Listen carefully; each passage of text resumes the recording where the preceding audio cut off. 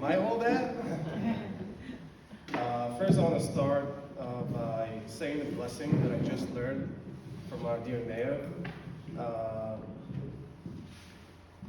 ברוך אתה אדוני אלוהינו מלך העולם, נציב גבול האלמנה. Amen. Now, this isn't the only unique blessing that I learned. Oh, actually, it's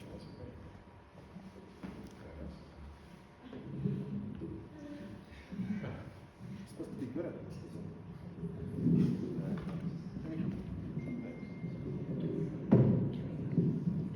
Okay, that's easy. The other unique blessing I learned was doing shacharit. I remember that one time when I was praying, when I first converted and everything, I was making pretty much every possible mistake, such as like in Shmona Esrei, I would pray out loud, and you're not supposed to, and no one would tell me not to. And in shacharit, I remember I was skipping the part where it says Baruch Shelo Asani Goy. Now, I would skip it because I was like, that's not true. But like I'm supposed to say, they tell me I'm reborn and all these things, and I'm like, something about this doesn't feel right. So I met this rabbi, Rav Tzachi Klein, Mitzhal, and he told me, I have something else you can say. So okay, what is it? He goes, Baruch she'achnisani tachat kanfei shechinato. So he like, okay, you guys know to explain. So that was nice. Thank you for giving me that deja vu moment. Anyway, I don't know where to begin. You know, Yishai said so much, so many things. Maybe I'll start by where I'm from. I'm from Jaffa. I am 31 years old today. I began my conversion journey roughly around 10, 11 years ago. Back then, I did not want to convert. I was just looking for the truth. At that time, I was more agnostic than Muslim because I was very spiritual. I knew there's something out there, but I had a hard time convincing myself at that point that Islam was legit. Because I was kind of like living in my own bubble. I did not have like, I was always a loner. You know, I never really had people in my life. So as I dug deep into Islam, because I wanted to know, people were coming up with the accusations all the time, anti-Islam accusations, and I wanted to defend myself, because it came from that place of wanting to defend your creed. The more I looked into it, the more I realized that it was all fake. It was hard at first, you know, it's like you're getting slapped. It's like all these layers of stereotypes and all these things people accuse you of, and you're like, damn, it is like that. And then I found many rabbis like Dr. Avoda Ivri, who's a psychologist and I think a psychiatrist, and he was making content online.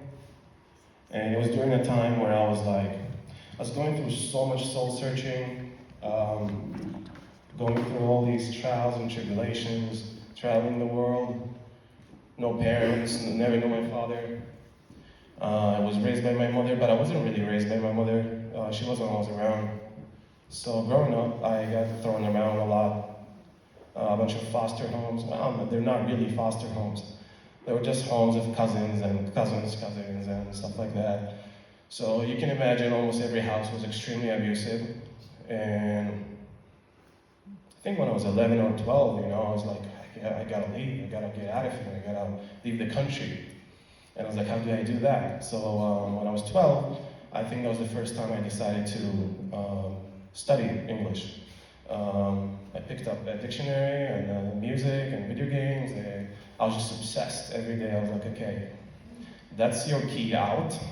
That's the first thing you need to do. You have to learn how to speak this language and do it in a way that is not obnoxious. Because you know how it is when people learn a language and the accent and not being able to pronounce things the right way. I was like, you know, it's not just learning the language, it's also being able to communicate. So you have to learn the communication part as well. And I didn't have anyone helping me with these things. I was heartbroken because I was not able to go to university, college, do all these things. I always wanted to. I never had the money. scholarships. It sounds like a nice title, scholarship. Never received anything like that. Eventually, I did go to Reichman University. Don't ask me why. I went to like the most expensive place in the world, but not in the world, now in the world, here in Israel. But I went there for like a couple of years, and after a couple of years, I was couldn't afford it. It's crazy. I couldn't even get a student loan or anything like that because, unfortunately, there's a really, really evil man. When I was like 19, he decided to kind of con me. He's my uncle and my mother's brother. He just took my ID and he took advantage of the fact we kind of look alike. The person who came into his restaurant didn't even check. He's done it before. He knows, Arabs are like really, really good at conning. I've seen that in so many places, not just my uncle, I've seen that in so many places, especially when it comes to businesses and stuff like that. Also, let me finish this. So I kind of lost my freedom around that time because of my uncle, and then someone's knocking on my door a few weeks or a few months later, like, hey, you lost like a couple $100,000. I'm like, for what? I'm 19. And you see the holes in my shoes? Like, what do I want $200,000 for? And he goes, for this restaurant thing. And I'm like, I don't even know that restaurant. My uncle did the same exact thing to my father in the 90s, when back then it was so much easier to just con people. You could just write a check and nobody would check it, right? Back then it was just different. Nowadays we have ERN and we have BDIs and we have like a million ways to not fall in that way. But my father woke up one day, found out he owes like 600, 700,000 shekel for things he did not buy, for construction material, and like hundreds of thousands that he just conning people. So my father killed himself. I never knew him, but that I know that story.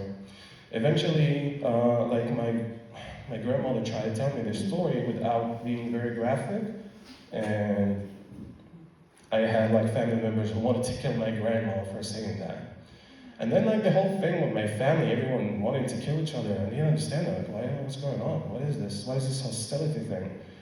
And then it hit me, because I was traveling the world, and in almost every place I went to, whether it was in Holland, I was in Holland, there was like a few Arabs working in a restaurant, it wasn't even an Arab restaurant, it was like a burger place or whatever, and they were just threatening to kill each other nonstop. For like the whole hour I was there, I was like, that rings like home. That sounds just like home. Like even the way they were saying these things. And then it hit me, it's like, that tribal linked Arab hostility thing, it really is everywhere with these Arabs. So I myself, I wouldn't say I was like pro-Israel growing up, obviously not. When I was a teenager, I did have a shift, not towards Israel, but I was becoming very, very critical of like the Arab society in Israel, maybe Muslim communities even, and I would call things out. So I was kind of like right-wing, but in their view, like not necessarily pro, but I was just criticizing them all the time. Eventually, when I couldn't deal with that burden, that financial burden, which I had no idea what to do. I mean, I turned to the lawyer, I told him, listen, it's not me, like, they faked it, and obviously nobody cared. I spent 10 years paying 180-something thousand shekels. I contemplated suicide many times during those years, because you don't want to pay 180,000, that it's not, you're not supposed to pay them, right? So imagine I'm like going through all these years, like every month, you're just like, boom, boom, boom, it just goes out of your wallet. So during those years, I met this Jewish guy. By the way, here's the thing. Now, I did grow up with like a very anti-Semitic culture, nature, I would say. Not necessarily culture, because I feel like my culture, my personal culture at home, was so negative towards so many things that we did not necessarily have that anti-Semitic aspect. We had other things to worry about. But it was all over me. It was more at school than it was at home. It was more on the street than it was at home. My house was not as anti-Semitic as my classmates and my teachers and my principal, who were teaching us, like from a very young age, they were teaching us to be extremely subtle with our hatred so we don't get caught or something like that. So we have to resist in other ways, not necessarily take a knife and stab or use rocks or do all the things, whatever they, terrorist attacks. Our principal, Mary, her name is Mary, she would tell us, we could resist with music and art and literature and academia and the media. So she was teaching us all these methods that we should use in order to weaken the state. Kind of like a worm, that's what she said. She said, we don't have to carry the axe, but we can be the worm. Because this is our land, because this is our home, because this is blah, blah, blah, yada, yada, yada. So during that time, I needed a job. And it was very difficult to go to work, because every job you work, you have to pay taxes, you have to pay all these things, and when you have the thing with Bitoach Leumi and this company that's suing you, they're immediately taking whatever money comes into your bank account. And all of a sudden, I can't have a driver's license because they're telling me, hey, look, driving is a privilege, not a right. I said, okay. Basically, every single day, I felt like I was going through all these, I don't know how to call this, but it was just a nightmare. It was like this dark cloud that just followed me around everywhere. So I met Ofer. Ofer was my grandma's neighbor, a really good guy. And I explained to him, look, my uncles did this, that, and that to me. He understood. He knew who they are, but he was always quiet because, he was among the very, very few Jews who lived there at the time. He was one of the first ones, but nowadays there are so many buildings in my grandma's area. And he himself is I don't know exactly what he does, but he builds buildings, something like that. Yazam, that's called something. He's in real estate, basically. So I tell him, look, I'm looking for a job. I'm desperate for a job, and I can't work anything legal because they're taking everything. I don't even have money for anything. And he goes, okay, you can work for me at my construction site, and I'll pay you. I'll give you in cash and everything. You don't have to worry about it. But please be my eyes. I said, okay, I promise you, I'll be your eyes. So I went there, and then for a while, they did not trust me, the Palestinians. And then they were shocked that I knew so much about, I'm not calling it Palestinian culture, it's not what it is, but there were many things that I knew, their poetry, they have poetry, everything in the Palestinian culture is relatively new. It's a recently constructed identity, 50, 60 years, whatever. It's not as old as a state even, it's younger. But yeah, they do have some stuff, but it's not as unique, anyone can come up with poetry and, draw and all these things. So I knew many things that they were surprised about, also names of towns, names of streets and stuff that were Palestinian Arabic. So they were gaining my trust slowly, but still I could feel it between them. They're like, no, be careful around him. Because how did he just get it out of nowhere? Maybe he's not even one of us, maybe he's received a spy. I was the spy. That was basically my job. Eventually, I earned their trust. It took me a year. So after working there for a year, I earned their trust, and I could see all these sly, sleazy things that we're doing while working in construction. Things that not necessarily, you wouldn't feel them right away, but eventually you will feel them. I don't know what's the word for it in English. I think in Hebrew it's blai, right? Blai? Does anyone know the word? Blai is it's like huh?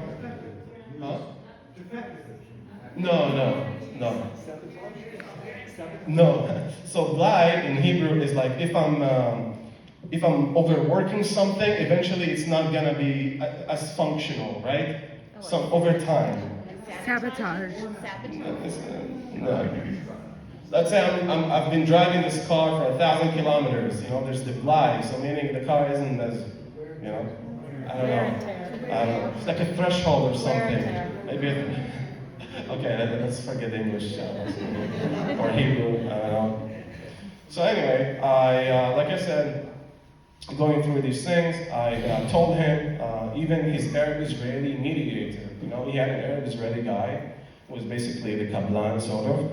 And he was communicating, not even the Kablan, no, there's the Kablan, which is a Palestinian, just like all the other Palestinians that come into work.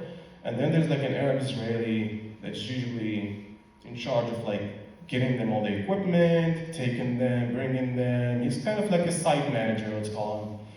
So that guy would steal, and I caught him, and I was like so proud of myself, running to Ofer. I was like, Ofer, I caught him. And he was stealing like 50,000 shekel worth of equipment every 3 or 4 months. Every 3 or 4 months. It's so easy, right? Because they're working all these construction sites. He buys like super new equipment, and then he leaves it somewhere there. And like that place is like a mamad, and they're locking it, so it's okay. And the boss knows, you have all this equipment. But then he would send someone with the key. It would make it so easy. They pretend like they're cutting it, and they would just take it fast so they don't get caught. They'll even have a fake lock or whatever, and they will just throw it there. They will open the real lock, and then they're spending a minute on site stealing, and then they would leave. So basically, I was always like, I don't know how to call this. I don't know, Odef Tzedek is maybe a big term, but I was always trying to do the right thing. Even growing up, if I found a wallet or something like that, I was always like, I wanted to return it to the person, because it brought me joy. I don't know how to explain it. It was like satisfying. It was like something really satisfying, like doing the right thing.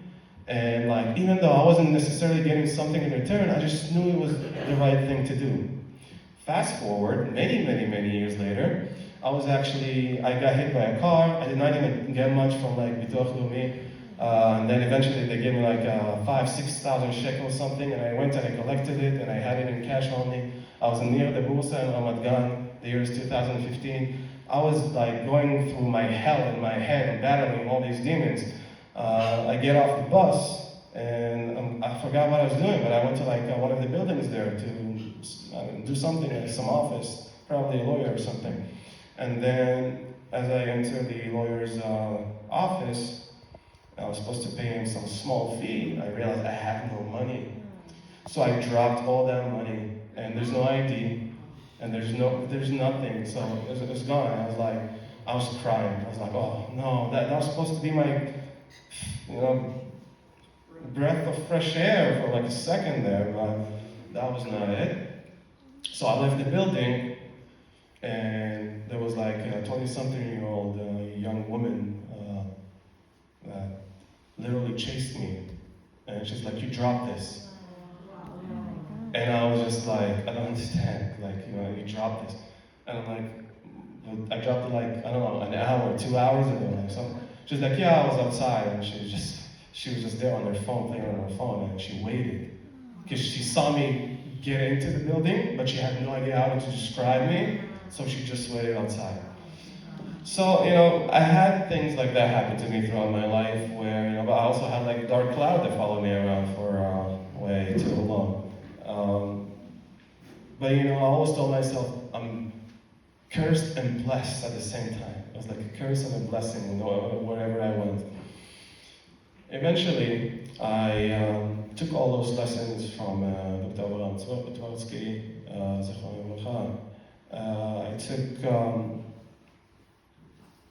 even Rabbi Zach's, when I first was listening to him. I don't know how to explain it, but it just brought me peace. Just listening to all these talks, listening to all this shiurim, it was a homey feeling about it, something that felt really, really good.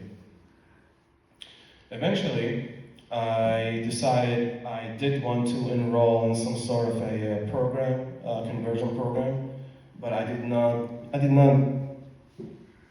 how to explain it. I didn't know I was converting.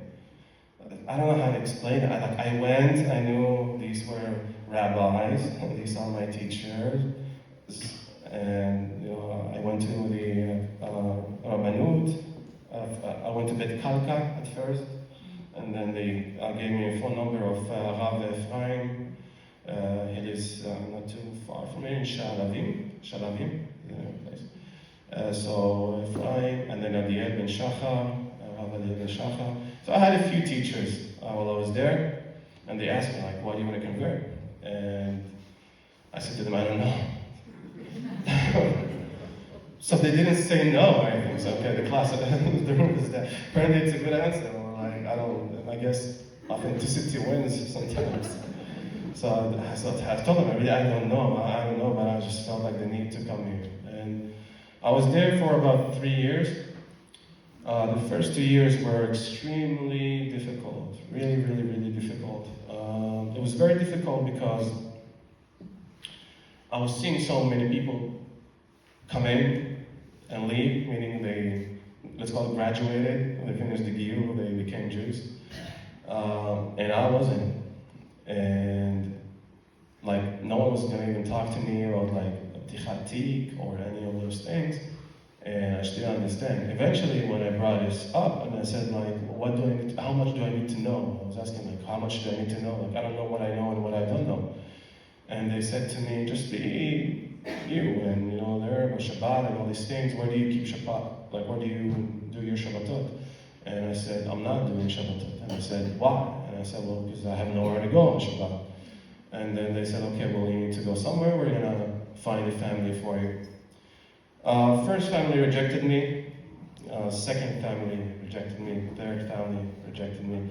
Pretty much every single family rejected me. They didn't even want to look at me. They didn't even know what I looked like, who I was, anything. They were just so scared of like an Arab Muslim from Jaffa, and they're Jews, and they're like, where does he live? He lives over there. Oh, that's a Hamas neighborhood. Because it really is a Hamas neighborhood if you think about it. To this day, we have a Hamas flag in our neighborhood. Actually, the same exact flag right now is in Jaffa, the clock tower area. There's a flag above the Tos. There's like a place where they do the panini press or thing. They have a flag over there. It was removed, I think it was like a year-ish ago, but they put it back again. When it waves, you can't really tell if it's a Hamas flag or Saudi Arabia, when it waves, so it gets a pass. But the Saudi Arabian flag has a sword in it naturally, but the writing is identical. So what Hamas has and what Saudi Arabia had, they have the same exact flag, minus the flag. I want to talk actually about what happened on the 7th of October. Well, not just the 7th of October. I kind of want to talk about like the Arab-Israeli deception. Most of us are, hi there, I just realized. The Arab-Israeli deception it's something that really bothers me, especially when it comes to like all these activists. I'm pretty sure you've come across like Arab-Israeli activists who, I don't know if you want to drop names, I don't want to drop names.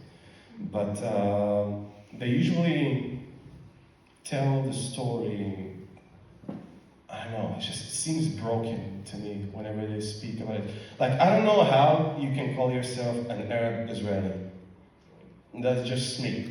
When I was an Arab, and when I was planning on leaving the country because I didn't feel like I belonged, I felt like as an Arab, there was no place for me here. How can you be an Arab Israeli? You have a Magen David on the flag. What does it mean to you? The flag doesn't represent you. You have a national anthem. I know that Mr. Haddad wants to, doesn't want, and it came out with this, let's change Jew to Israeli, right? I don't know. What about the 2,000 years part? What about the rest of the lyrics, you know what I mean?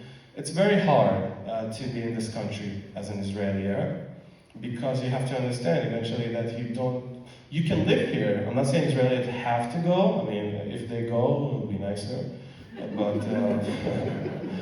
But if they want to stay, they will have to give up on their political aspirations forever. Because like, they will never have a good life as long as they have political aspirations.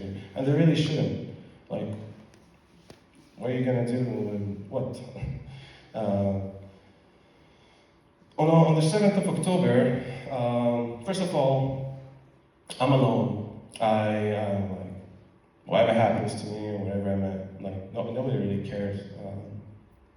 So I'm trying to come up with excuses as to why I drove on the 7th of October to the Gaza Strip. So around 6:45 in the morning, I was up like from around 4. Simchat Torah. I was supposed to go to the Rebbe.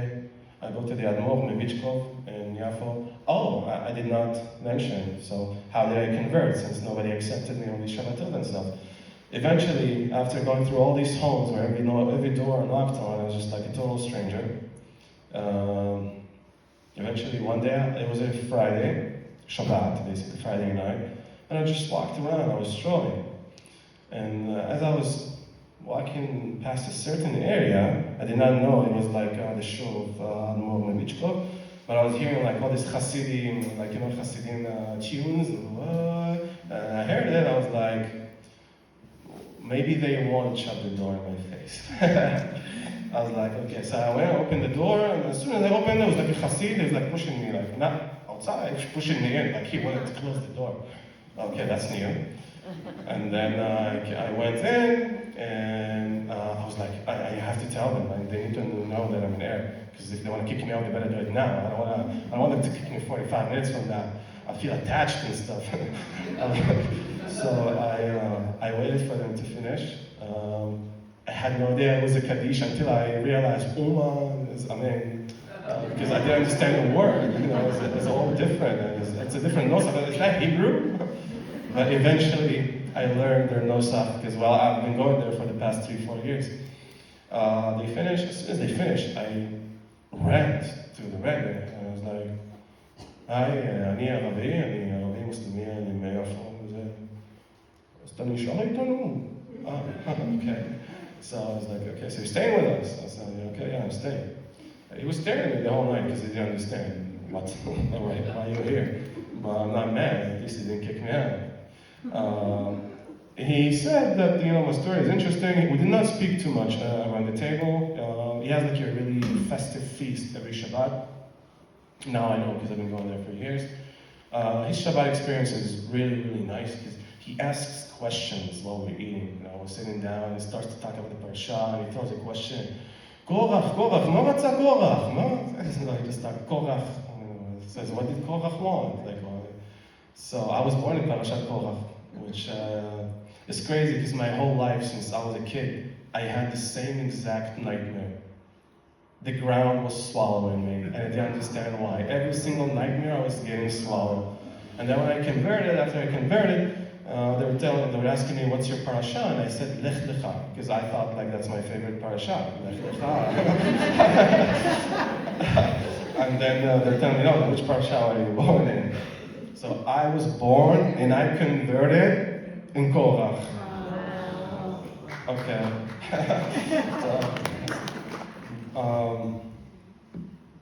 Anyway, I want to go back to October 7th. That's the thing about my life story is like there's just so much I'm jumping timeline, it's like this year, that year. I hope you'll bear with me. On October 7th, I went down south. Well, before that, around 6:45 in the morning, I was up, like I said, from 4-ish. I was supposed to go to the rabbi around 8.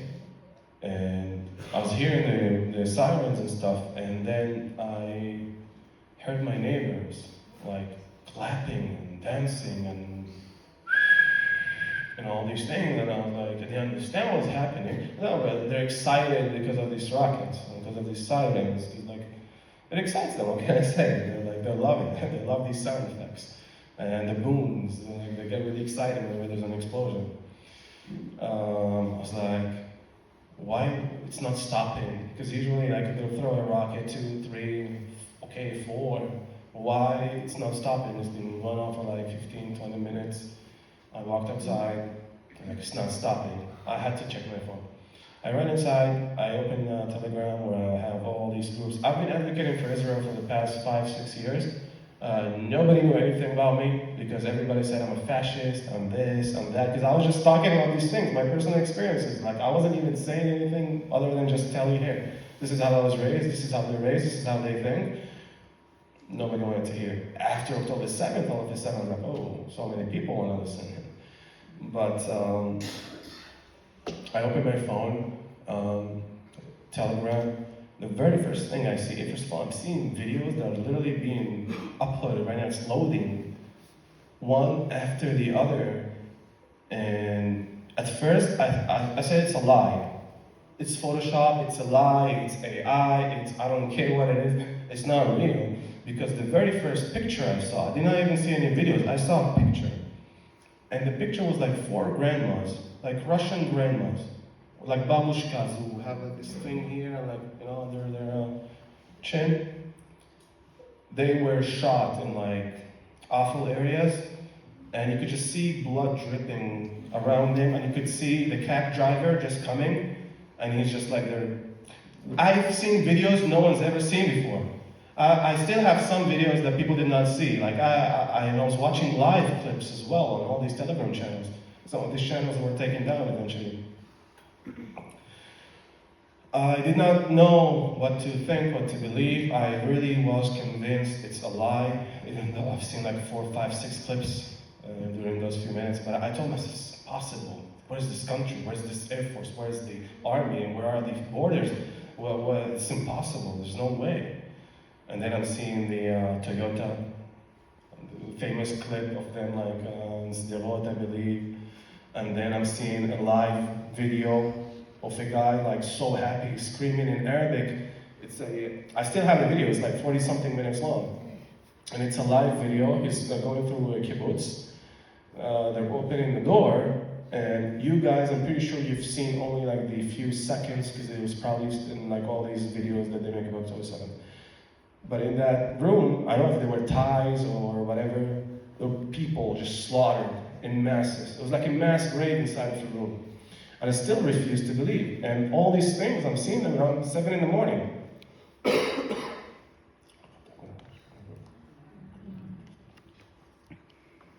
So there's this guy, his name is Zach. And he coughed in my face a few days ago. That's why I'm struggling. That's how I go.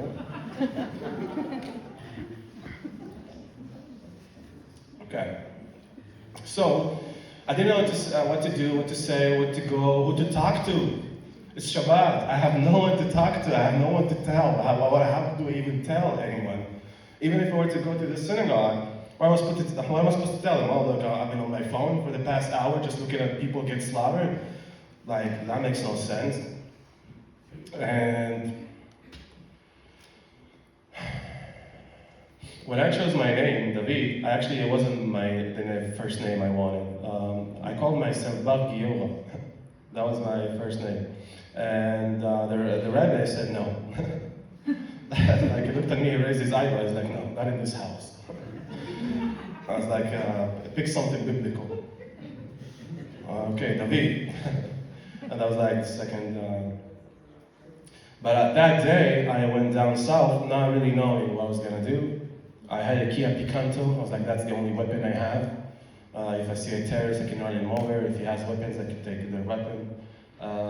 So I drove to the Gaza border around 7:30 in the morning.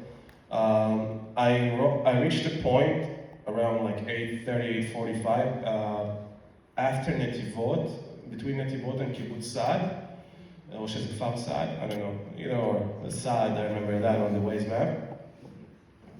And I was just looking at Gaza, and it was like right there. And then I was seeing police officers, and they were pointing their weapons at me. And I knew, like, the only thing I need to do in that situation, because they looked like they wanted to shoot. Like, they were ready to shoot. I got out of the car, and as soon as I got out of the car, I raised my hands. So they lowered their guns, because they realized, okay, like, he's Israeli. Like, at the time, everyone was confused. Nobody knew what was going on. I saw so many soldiers in the area. Like, I saw soldiers coming in. They had no idea what was happening. So many of these soldiers had kippas on. They were coming in, like, small cars with, like, handguns.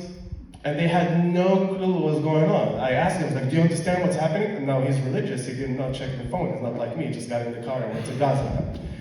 I'm like, I just checked on my phone. You have no idea. There are like hundreds of people kidnapped. They killed them. He's looking at me like, weirdo. Like, what do you mean hundreds of people kidnapped? It's impossible. Every single person I was trying to tell them what was going on. And on the news, Israeli news, I was watching the news all day while I was there, checking my phone. Like in Arabic, they would say 800 killed. And Israeli news would say 20. And like, we just knew nothing. And I was seeing the celebrations and how like people were spitting on like the bodies of the soldiers, not just the soldiers, also people they kidnapped. It was just like, I was like, damn, it's over for you guys, huh? Because I really thought it was over for Gaza at that point. I was like, they're going to get carpet bombed in the next 48 hours. None of that happened. None of that stuff happened. And the only thing that happened is whenever someone launched a rocket, they hit the rocket launcher, I think, and maybe some stuff in the area. It took us a month to enter Gaza.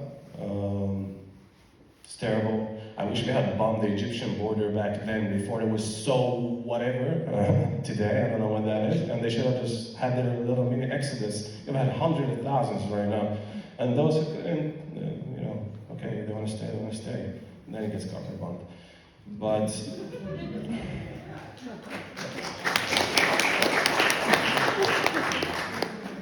But I went there and I got out of the car and the cops were yelling at me to get low. That's all they were saying, is like, get low, like, titchabet.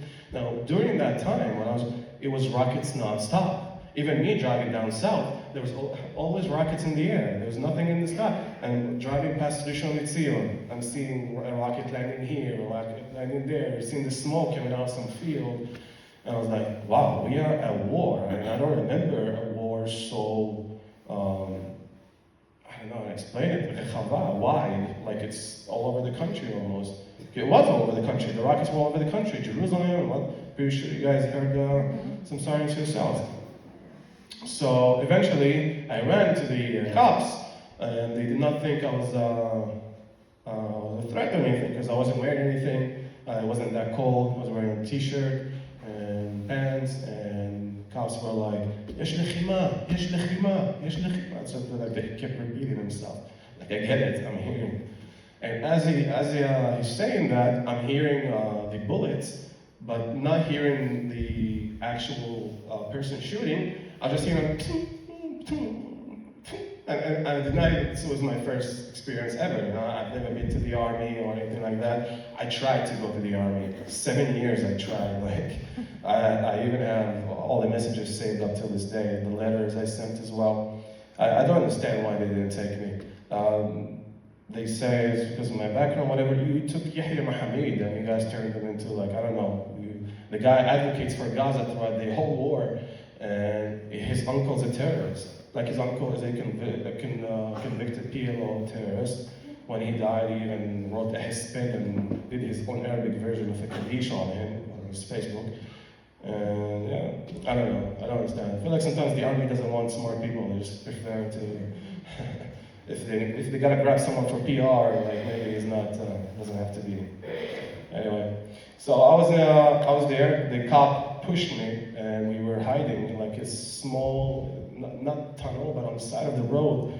There was like one of those round things, just on the side.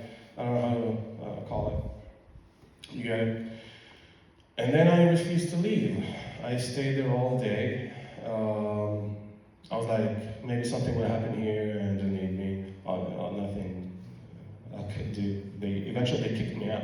They're like, 200 meters from here. Get away from us, you're bothering us. I was like, maybe you'll need me with this. Eventually 200 meters from there, I just saw all the residents in the area of Netivot, because I walked. And I had the car as well, but I was also a bit shy because everyone was wearing a kippah and it was like a religious area, and I was like, oh my God, I don't know what to do. I want to tell them, I don't know what to tell them, I want this, and I'm sitting there, I'm like, just go. They need to know, maybe it's gonna get even worse.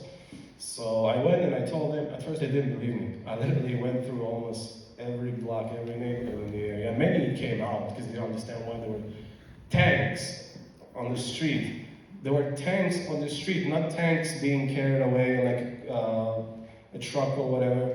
There were tanks literally driving fast on the streets. And I was telling them, I'm like, look, it's bad, and I can show you, but of course nobody wanted to look because A, it's not a pretty sight, and it's also Shabbat. So some of them were able, no, don't tell me. And I was like, they were like listening again, they wanted to know what's going on. And I explained to them what happened. I broke the news. I think that's the most I did. Oh, I helped one person But I just gave him a ride back to Tel Aviv. He was in the area. He was waiting for his friends from the Nova party. He himself came to pick them up, but as the hours went by, it was getting more and more difficult to stay there because there was a lot more police presence, a lot more army, a lot more everything, and everything was slowly becoming shetach tzvai sagur, like all these roads and everything. They were trying to push all the civilians out. Even someone on the Kvish Arba was killed, if you remember, on the Mashvi of October. An Israeli, a Jew, he was just speeding, and they weren't sure where that was, and they shot him. A lot happened during those days. Anyway, I go home on the 7th, around 8 or 9 p.m. Traffic was insane. The entire south was leaving the south, like cars everywhere. And the police, they weren't making it easier because obviously if you're running away, maybe you have terrorists in these vehicles. And they were checking all these cars. So it was traffic for hours. So what I didn't understand is when I got home around 10, which shouldn't be, Tel Aviv to Netivot and all that area is about an hour, less than an hour. I get home and I'm seeing Jaffa as a whole is just, it's pitch black. It's like there's no one outside. No one, all these shops, the businesses, everything is closed. But what I didn't understand, is why all these magavnikim and police officers were scattered all over Jaffa, in almost every corner, because they were worried something like Shomer Chomot could happen. So I'm asking all these pro-Israeli Arabs, the advocates, not the pro-Israelis.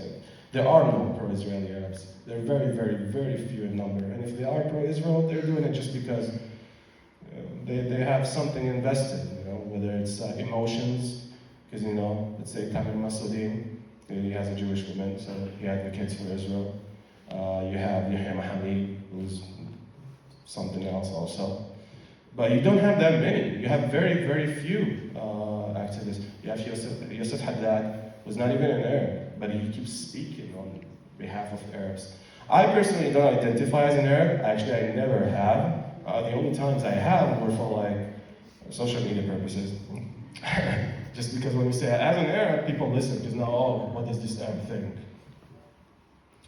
So, what I'm trying to get at is that the Israeli Arabs are not fans of Israel. The indoctrination is very, very deep. Even guys does anyone know Eliyahu Danzig? Ever heard? Yeah. So Eliyahu is a really nice guy. He's a really sweet, lovely guy. But I talked to him about this. I have a problem with the way he does things. It's so easy to go to, you see an Arab person outside of his work, outside of his job, you just come to him and you start to interview him, let's talk about the love and blah, blah, blah, and all these things, and then it's boom, hundreds of thousands, and you get in all of them, it's a lie. So you're pushing lies all the time. And they're doing these things, I don't understand why. But the Israeli Arabs are not fans of the Jewish people.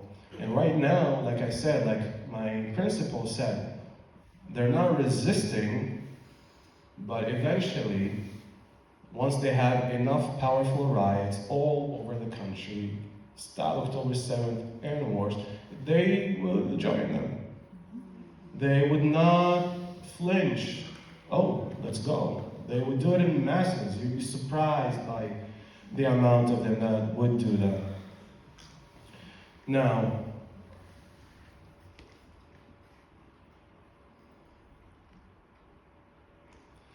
here's another thing I want to talk about. Judea and Samaria. It's 2 years ago, 2023, right? February.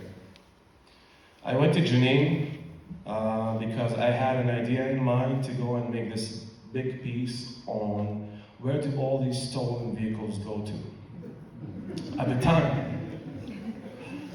time, someone stole my motorcycle, and it hurts. It hurts when people steal from you, right? You work extremely hard all these years, and you have to pay, and when it's stolen, you're paying, and you get nothing, you're not seeing anything.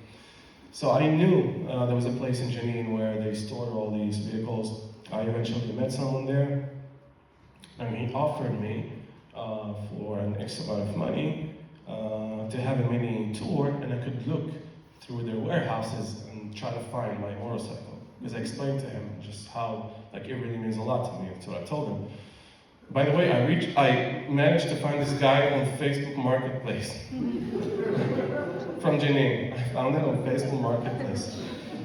So I go to Jenin. Now I'm scared, right? Because I went in a car. And first of all, the guy at the checkpoint, it was like after the time and stuff, there's like Shumo, Sumu, Sanu kind of area. The Israeli guy, who he did not look like an Irish soldier or anything, he looked like, I don't know, maybe Milubimnik or maybe something. He was also like in his mid-50s or something like that. He was shocked because like he didn't understand what I was going to do there. And then like he was searching my car. And they saw the talit and tefillin in the back. And he goes like, "You're going there with this?" I'm like, "Oh, no, this is just for good luck, I'm just leaving it here." So he came to check if I actually have it tzitzit on. It's like he just opened that thing and I went through.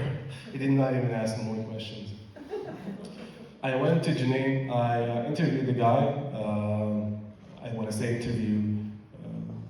It's a funny term. I had a hidden camera and a hidden microphone the whole time, like the whole day.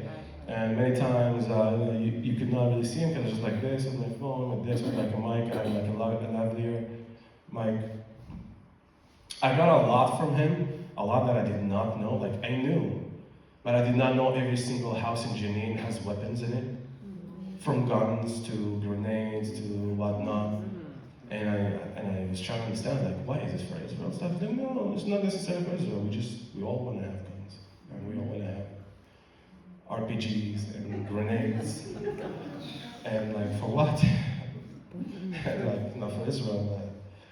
But eventually, I went to that place of his. I saw brand new vehicles, like 2023, 2022, because it was like 2023 back then. And with like all shiny, flashy, brand new cars, Mazdas, BMWs, motorcycles, Yamahas, MTs. Like each vehicle is at least 100, 150,000 shekel, at least. Like how do they get them there?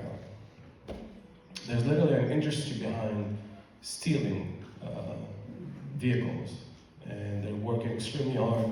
They do it with their garages. They understand how to they have computers for certain ignitions. They know how to. They have disruptors. If you have like an HBS, they know how to do this. Like they are leveling up as well. It's not they're not into techies. They kind of are.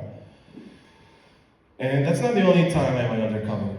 Now I almost died that day because they were asking me very tough questions I struggled to answer. Like, are you an Arab or a Jew? And that's supposed to be a straight Arab, but it took me 8 seconds to answer. So that kind of gave me away. He took me to his house where I did not have his car key, my car key. He took it from me. I was not able to leave. I prayed as hard as one could possibly pray. And I said, I'll do anything, just give me out of here, I'll do anything, just give me 20 seconds, just give me 20 seconds. I'll run for it, because I saw where he kept the key in his house. He was armed. He had I'm not good with guns, like I said, I didn't do army stuff, so I don't know. But he had like a long gun. And on tape, he was saying all the things like, he hit someone. First of all, there's the terrorist attack in Bnei Brak from like 3 years ago. I don't know if you guys remember, he shot a guy in a car. That guy was working in Israel for many years. Abu whatever, he said that he used to work in bakeries here, and he said they were best friends.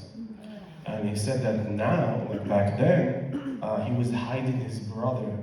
And I was like, why are you hiding his brother? He's like, I have to hide him because Abu Mazen the pig is looking for him. And I said, why are they looking for him? And he said, he likes to shoot at houses in Al Bracha.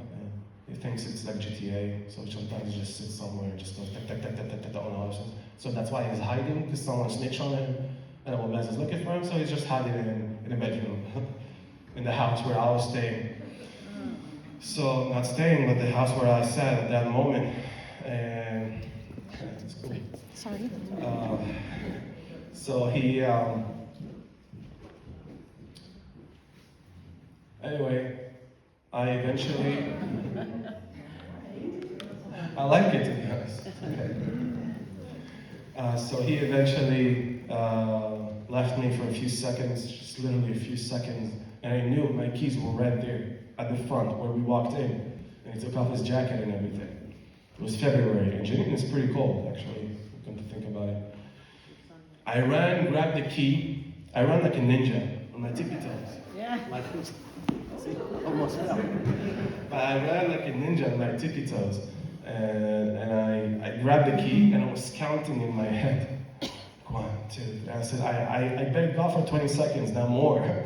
So if you give me those 20 seconds, I'll be able to leave.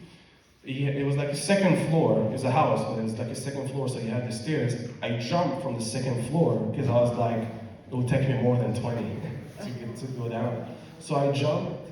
Nothing happened to me during that jump. I don't know, maybe this tiny bruise, I didn't even feel it. Got in my car, started the car. As I'm starting the car, he's running at me. And that's when I knew, I was like, okay, that could be the end. And I'm driving as fast as I can, and the roads are terrible. There's literally a hole everywhere, and it's like, I can't go fast. Like, I want to go as fast as I can. I can't. And they're chasing me. And then I started like drifting because there's sandy areas, and they're on a motorcycle. So I'm just drifting, and they're chasing me, and they're chasing me, and they're chasing me. Until I saw a soldier check like a point, like not a checkpoint, but it was like a bikta where the soldier was standing alone. I did like a drift. I got out of there. My name is Machi. Started like hugging him, shaking him, and I was like asking what I'm doing. You know, at first he was like, what? It's like they're after me, and I'm looking, and they stopped. They stopped because they saw the soldier, and I managed to get out that day, but it was really, really bad. Now, that's not the only time I went undercover. I went undercover 3 months ago as well. But this time, I went to Chizme and all these areas. You know the Mesikim? You know all these Mesikim, right? So I have a journalist friend who unfortunately got hit in the head by a rock by Kama Mikeshu Chamudim. But she's right wing, and she went undercover with all these leftists, Mistaktim Bakibush B'Einayim, rabbis for human rights, all these organizations, all the Ochei Israel, all these people. So she went with them, and because she went with them, they're provocateurs, obviously. Like, you can look at their shirts, you can look at their signs. They're asking for something. You know, they want something to start, so you can get it on video. Probably so they can collect more donations and keep their thing alive. Now, she couldn't go again because her doctor told she was also old. She was in her 60s, and her doctor told her she can't go. So she asked me if I could go instead of her. I'm like, really, me? And I went. At first, I was scared because I was like, maybe they'll recognize me, but no, none of them recognized me. The hardest part was me having to pretend like I don't know Arabic. So imagine all these Smolanim now are trying to, I don't know, start shit. I don't know how to call it. They're doing it there. And the police is coming, the army is coming, everyone is coming, and I'm just worried something will happen to me. I'm like, okay, like, I don't care, they know what they're up to. And like the cops and the soldiers and like everyone's like, they're walking between us, and I'm like a ghost. They're not even looking at me, they're not even talking to me, they're not even nothing, and like, they're arresting them, they're pulling them over, and all these things, and I'm shooting on a GoPro, all these things. And they have shirts that are, like I said before, they're very provocative, Dara Terror Yehudi, all these things, you know. And when I went there, I came across this guy. His name is Adam Rabia. Adam Rabia is an Arab. I'm not sure if he's Arab Israeli. He's fluent in Hebrew. Obviously, he has an Arab accent. I don't know if he's a Palestinian or an Arab Israeli. From what I understood, he's married to a Jewish woman and they have kids together. But I low-key heard him in Arabic. First of all, he's racist as hell. Like, he's towards Jews, right? Like, he has a Jewish wife and Jewish kids, apparently. But in Arabic, I heard him use derogatory terms when he was describing Ashkenazi. And when he was, he used the term as an insult. He was also saying a couple things in Arabic about Jews. But then he's smiling whenever, like, all these leftists in front of him, shaking their hands. And I'm there, the only guy that understands Arabic. Now, eventually, there was something about him where he was like suspecting me. Because like he was eyeing me from like the side, but I didn't understand like how do I recognize this guy or whatever. But I heard him in Arabic accidentally admit that he was a terrorist. So I've been trying to, like, I reached out to like Elchanan Gronio, to Chonenu, I reached out to all these people, but you know, many times I feel like when it comes to like the world of journalism, many people don't necessarily care about the truth. They just care about how they can like wrap the truth around them so it can be their truth and their thing. Same with Amiram Ben Oliel, by the way. I met a person. There's a Palestinian from Ramallah. He's actually from Hebron. He lives in Ramallah right now. And this Palestinian guy, 3.5, 4 years ago, reached out to me. I've been in touch with him since. He wants to convert and he wants to be a Jew. Now he has kids and he has a wife. I'm like, it's a bit heavy. What about them? And they're like, they all want to do it. So I explained to him that it's very, very difficult. I also explained to him that he shouldn't do it. So it's the hardest thing ever. It doesn't matter how much you do, you never feel enough. And no matter how much you do, you never feel like you're doing enough. At least that's how I feel. It's hard to be a Jew. I don't know if you guys know that. But it is really hard. It doesn't matter how much you do, it's just like there's always something. Like, this is over, okay, there's this and this and this. Like, it doesn't end. It's like a never-ending job. So I stayed in touch with him. At first I was shocked that he came to visit me in Tel Aviv. He said, like, let's visit in open, because I was paranoid at first. I'm not gonna meet some Palestinian reach out to me online. It's a bit scary. We said, I'll come to Tel Aviv. I was like, how the heck can you come to Tel Aviv? Apparently, if you have money, you can do anything. He taught me that there's a tourist visa for Palestinians. I don't know if you guys knew that. But there's a tourist visa. You can just pay a few hundred shekels. And apparently there's a cutscene or something out there just gives you like a print for like 2 days, 48 hours or whatever. So they come in for 48 hours. And it's been going on for years. So that's how he came to visit me. Eventually I found out that he's just, he himself is tired of the Arabs. He trashes the Arabs all the time. So he's tired of them. He's definitely not a Muslim.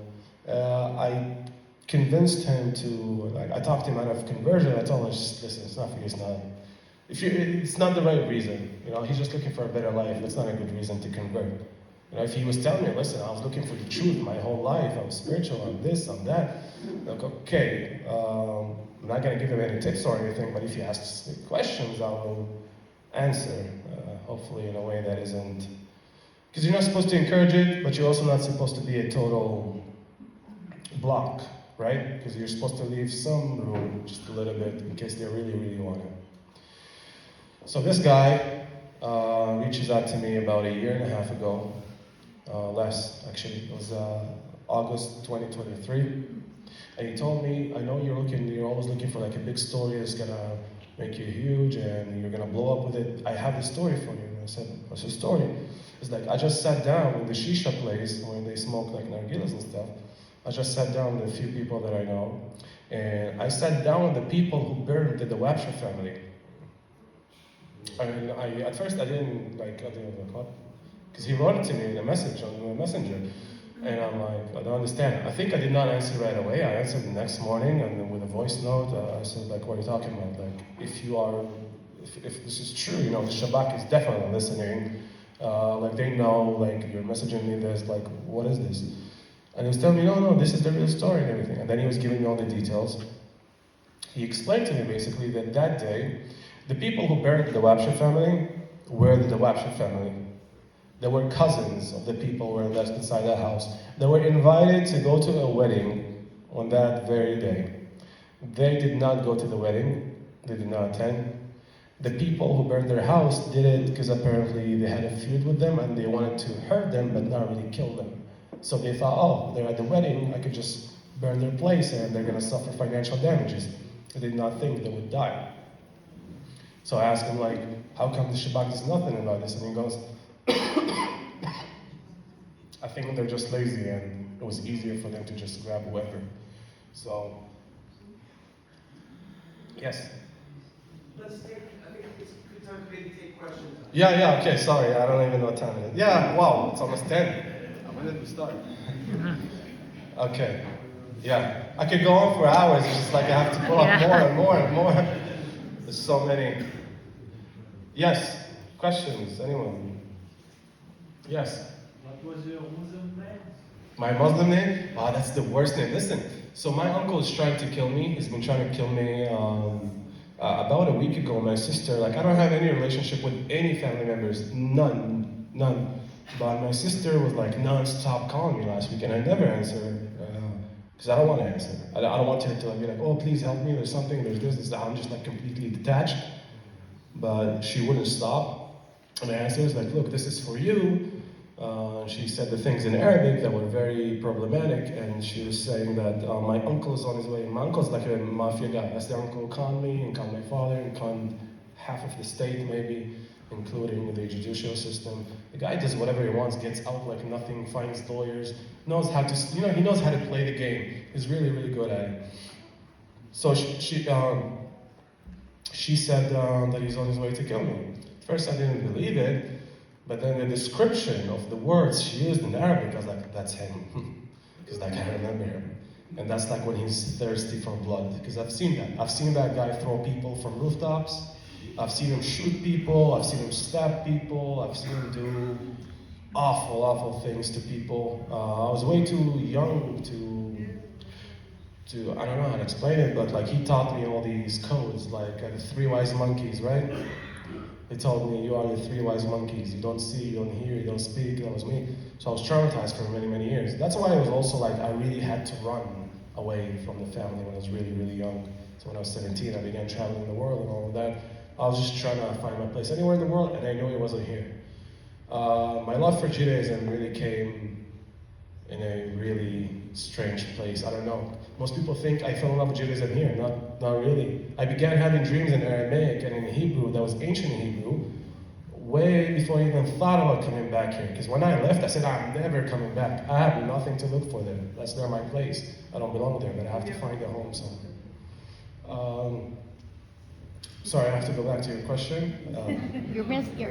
My name? So I was just going to say, so the reason I don't want to tell you my name, first of all, we're Jews, so we believe in the power of words. There are certain words we don't say anymore. So I didn't know if to go to the police station or not, because 3 years ago I had people throw a grenade into my house. And before they threw the grenade, I had someone, I don't know his name, I do recognize his face from school. I went to school with 2 ISIS members that the Mossad caught on their way back from Turkey, because Syria, Turkey, and they came back here. The guy was sitting next to me for I don't know how many years, and he just wanted to join ISIS. And then when he was released, right, because he's free, he's out there right now. And then when his lawyers defended him, he was young, he didn't understand. I can understand when you're young, you go to a protest. Even if you don't necessarily understand what you're protesting about and whatever sign you're holding, I can't understand how you can be young and confused and join ISIS. And so when the police did nothing 3 years ago, even though there's the grenade, all these things, they punished me because back then I did, it was just a couple of months before, or 2 months before, I did the Kriyat Shema at the Temple Mount, like inside the Dome of the Rock. I don't know why I did it. I didn't go there planning on doing it. I just went. And as soon as I did it, I was like, here's my second to that view. so here's a proof. So they did nothing to help me with that incident. Not only that, they took my electronics, they took my phone, they took everything. I'm like, why are you taking everything? Maybe you did it to yourself. Maybe I threw a grenade inside my house? What?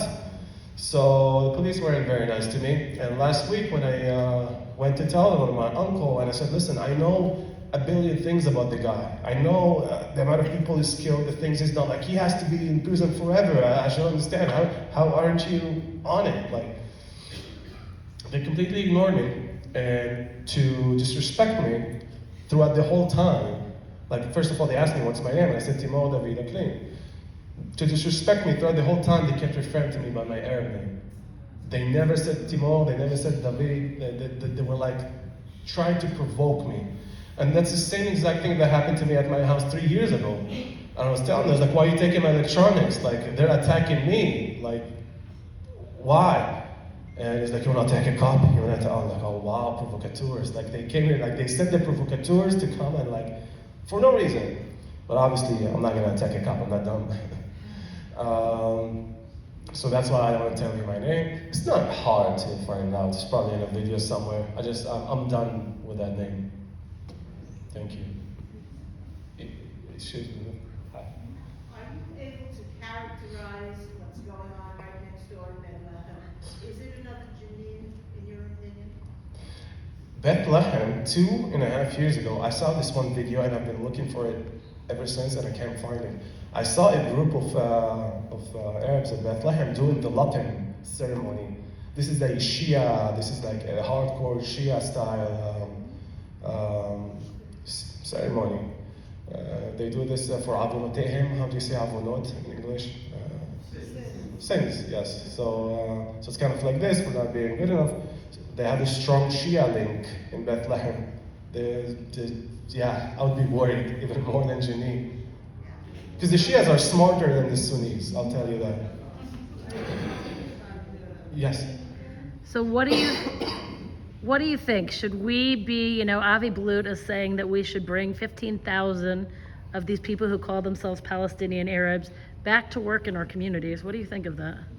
He said that? Yeah, Avi Blut's trying to get 15,000 back in. He asked for 15,000 that's to crazy. come back in. So during that 1 year I worked with them, I can tell you they did not leave any nice impression on me. Like, I wouldn't have them build my house if I had to build a house from scratch. That's the only thing I can say.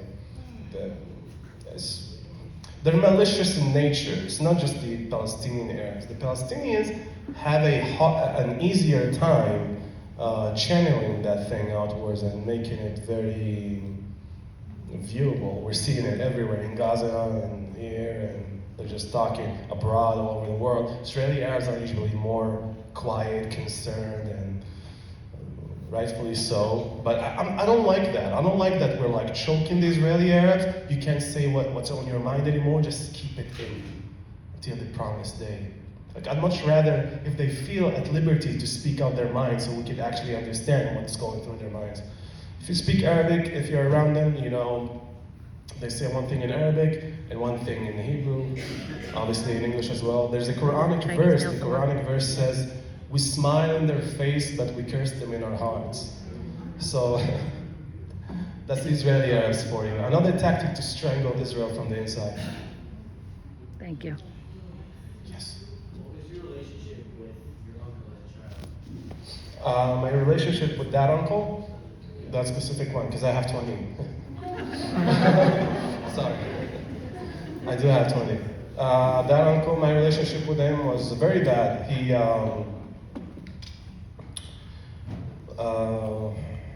was a criminal. He had a mafia family. He had I was obviously present in his house and around him because it's easy to just grab a kid that has no parents and try to bring him in. So I was part of his circle growing up. My relationship with him was not positive because he was just using fear-mongering tactics all the time to control and just an evil man. I've seen him do a lot of awful stuff. Even I'm gonna get into that. But yeah, I was just gonna say he grooms young Jewish women too, 19, 20-year-olds. He flashes his money. They like a ride in a nice X5, X6, whatever. They usually come from broken homes and stuff like that. I'm assuming. I don't know the individuals, but just very bad person. Don't have anything positive to say about him. He needs to go 20 years ago. He needs to go I don't know what's taking so long. But even now, like there's a guy going to the police saying, hey, I know everything about the guy. They're like, nah. Right. Yes. If we go back to Shmini October All right. and going through the process that you've been through, what was it? Can you explain what made you want to run towards Gaza? What made you want to go, especially going, being an observant Jew, like now you're running towards? Right. The Rebbe told me something some years ago, and it's been haunting me since. I've had very, very negative experiences in this journey that I keep to myself because I don't really have anything to gain. Obviously, very painful ones that I shared with him because I had to share with someone. And usually sharing with a rabbi or something like that, it feels like, I don't know, you don't feel judged because usually they're very intelligent and you can just speak, and if they think you're stupid, they'll tell you right away, like, this is dumb. But he was not like that. He was just very positive, and he told me, look, to be a Jew, you have to prove yourself. And that day, I did not. There's no wife and kids at home. There's no full service. There's no chilul in the area because they're all Arabs in my area. I don't have any Jews. So all these things I took into consideration by going and doing, and I told myself, you got your first Teudat Giyur, you got your second Teudat Giyur, the Krachma, and maybe this will be the third one. So I just went there with the hope of being able to accomplish something that I wouldn't be able to accomplish in any other situation. That's the only reason I went, obviously, because... Yes? Why do you still live in Jaffa? Because I spent 10 years paying $180,000. So I inherited this small piece of land from my father. It's very small. I had a Palestinian construction worker once come just to try and stop some water from leaking in. And he says, you live in hell. He told me I live in hell. So I tend to agree. It's like a really crappy old house, probably 100 years old. The roof, there's nothing. The rockets, man. Whenever there was like an interception above my area, my whole house would move. It would be like a disco. I'm like, okay, if something lands, okay. Yes. So, there's this conversation you've been having about the Arabs that live next to us, the Israeli Arabs. And what do you believe that the society has become so corrupt that it's irredeemable? The what? And it's irredeemable. Irredeemable? Irredeemable. Oh, yeah.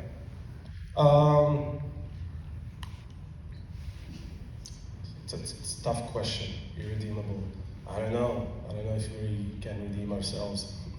I think, listen, on an individual level, I feel like you will meet a lot of nice Arabs that will be good to you and nice to you and might even love you one-on-one. But as soon as you attach that Arab with another Arab, now it's a herd culture. Now they're back to their roots. Now they're back to what they are. So, irredeemable, I don't know. Like, it's hard to tell. I can't lie to you. I can't give you an answer that isn't, I don't know. Yes, Mom. As a comedian involved, and I know that you're not like a national expert on Arab opinion, but in your estimation, what would you say is the percentage of Arabs in Israel who actually really want the removal of the jihadist element and for Israel to be the sub? A very low number. Yeah, it would be not far from 0 to 5. 0 to 5 because those low numbers would just usually be Jews, Arabs in a relationship with Jews, Arabs who went to like the army or police or something. They have relationships, and no, I think it's very low. It's a very low number. Yes.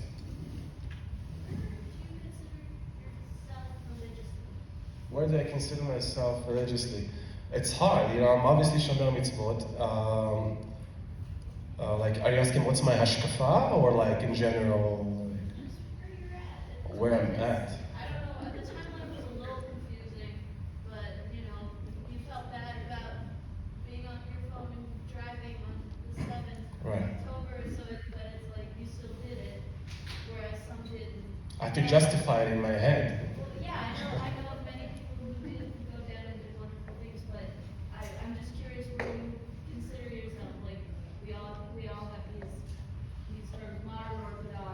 Right. Without the culture and all these things were formed, where do you consider I would consider myself as the blur between religious and traditional, even though my real hashkafa would be Charedi Leumi. Like that's how I see myself. So Charedali. Because I'm Charedi with Zionist elements, and I don't necessarily agree with everything Charedim, like Charedim Nebra, Charedim here, do or say. Like I would much rather see them in the army. I think. I argue with them when I go to the beach. The Bichkov synagogue, by the way, is not a Zionist. They're not. They're proud of it. But here's something that's really cool about my non-Zionist show. They're very Zionist. So it's like when you're thinking about like what's non-Zionist Jews or anti-Zionist Jews, it's just Jews who really don't like the state, but they still believe it's their country and it's their land and it's their place, you know. And to Karta, I don't know how much money they're making. They gotta be making billions to be the way they are, or maybe they're not Jews. I don't know. But they're interesting. I don't know. I have to go one day to Mea Shearim in the area and talk to them and see if I could get something out of the video. Yes. What about the Arabs? I'm sorry.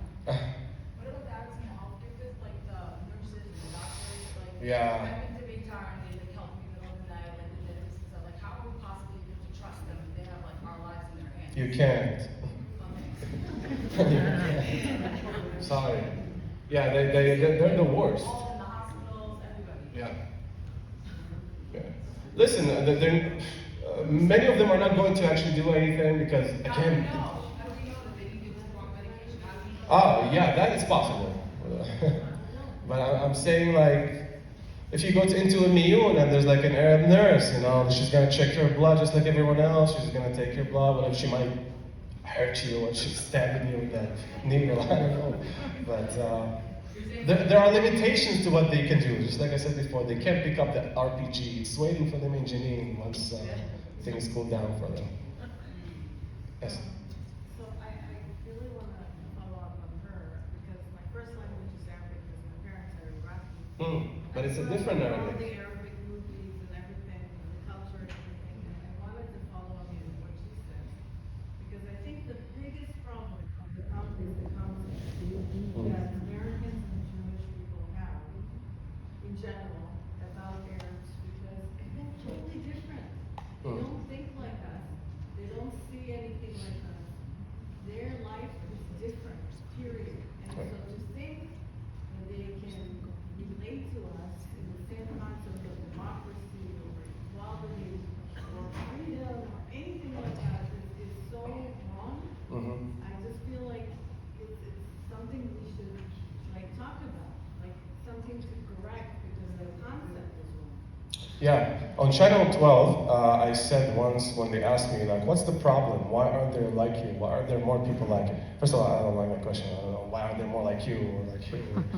But I told them that there's not enough love in the Arab world. And it's true. Like, Jewish people love way more than the Arabs do. The Arabs have a hard time loving themselves, loving their children, loving their families, loving these things. Whereas when I look at Jews, and I've always seen this since I was very young, I always saw so much more love within Jews, not necessarily just like as a collective or like in general, like the balloons and how people are coming together with like the funerals and how everyone's comforting each other. Not just like that, but even on the surface, walking around, seeing fathers and children, and I'm like, man, I've seen. Not just my family, I've seen many, it's not like that. So I feel like it's it's two different systems, unfortunately. One is more focused on love and conquering the world, not in a bad way, and the other is just like destroying the world. When Jews want to conquer the world, they want to enlighten the world, they want to make it a better place for themselves and everyone else. The Arabs don't care about themselves, definitely not. And everyone else. Go for it.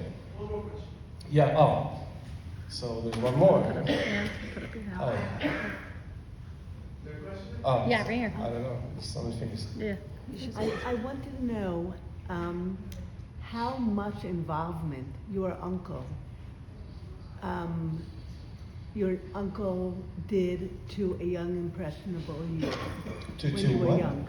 Okay. To involve you when you were young and impressionable in activities that he did. You're right. Well, when I was younger, when I was like 5, 6 years old, he would use me as a courier for his drug deals. I did not understand what they were. Obviously, I was 5, 6.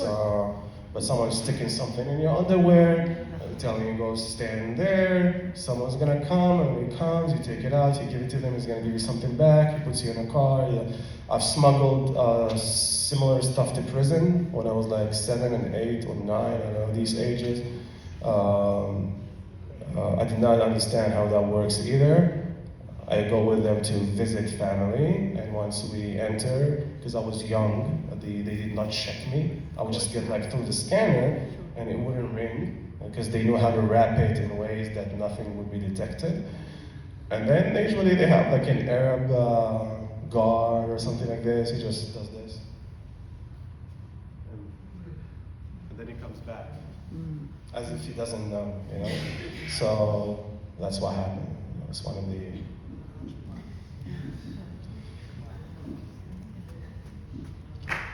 Thank you very much, Timor David. Fabulous, really fabulous, so interesting. I'm gonna use my prerogative, because I have the mic, you know? So I'm gonna use my prerogative to just ask you one more question that's burning in my heart, which is, you see that Israel's not always so smart vis-a-vis the Arabs. Remember the question about the medical community, et cetera, the building. Why would you choose to join the Jewish people if you saw that they kind of bumbled through the relationship with the people next door? Like, what gives you the confidence, not only to join the Jewish people, but to come back here and to continue the fight? Yeah, this is a loaded question. I will say that when I was converting, I was in love with Judaism. I saw something in Judaism that I just couldn't see in anything else. I just couldn't find anything more beautiful and more attractive than it. And I had an idea of who the Jew was and what a Jew was and what the title was. And I felt like it was something that I needed to earn. And I told myself, you know, you don't own it. You're renting it every day. Rent is due every day. So that's why we're doing all these things over and over and over and over again, because that's rent. All these things we're doing are rent. And it hit me at one point, I don't know how, that I never thought I was going to be accepted, I'll be honest with you. If anyone accepts me anywhere, ever, that's a bonus. But deep down, when I joined, I'm like, you come from the enemy, you come behind enemy lines, you don't even think about these things. Just be yourself and just enjoy this, because it brought me a lot of joy. And I wouldn't take it back for anything in the world. I'm so happy. I know people want to kill me. I know it's not fun. I know I had to go through all these things. But I know this was the right thing to do. And I don't know, I felt like I reverted. I didn't convert. I really reverted. Most Muslims use the term revert because anything for them is Islamic. But for me, I felt like I reverted going back. And even looked into my DNA. I got a DNA test. And the word Jew popped like many times. Algerian Jew, Tunisian Jew, Libyan Jew, Yemenite Jew, Karaite Jew. It was literally a list of like 25 Jews popping, but unfortunately they start from like number 10, 11. So all these other things now, and then before that, I was a Jew. Thank you very much, Timor David. Thank you so much. Thank you to all of you who came here tonight. Thank you to Zaira Anan, and thank you to Baydaim Shalana. Kol HaKavod. Timor is here for a few more minutes. You can ask him some